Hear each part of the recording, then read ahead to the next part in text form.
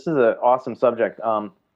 When the foundation first started, it was smaller, right? Because it's just starting, and it was in Texas. And the model at the time was, let's take veterans and put them in gyms that do jiu-jitsu, because we know how awesome that community is and how impactful that activity is for their lives, just in general. Yeah.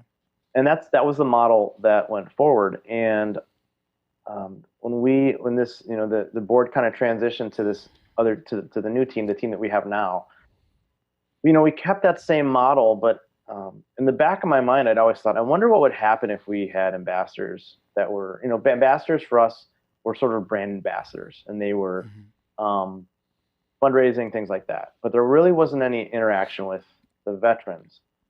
And we just hadn't gotten to that point, comfort-wise and maturity as an organization yet, where we were ready to tackle that.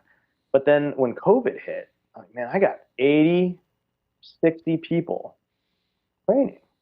And some of these gyms are going to be open, and some of them are going to close, and some guys aren't going to want to train, and some guys are going to want to train. And we want to make sure that we give the gyms and the athletes the year of funding, of experience, but we also want to respect their personal choices, where what they think they need to do. Yeah. How am I going to track all that? Like, I can't track all that on my own. So we had the idea, like, what if we use the ambassadors to call or keep in touch with the gyms? So we fielded a team of like 6 to start tracking. Okay, what gyms are open? What gyms are closed? Which athletes are training? Who wants to be on hold? Who wants to pause? And so it was intended to be kind of an administrative function.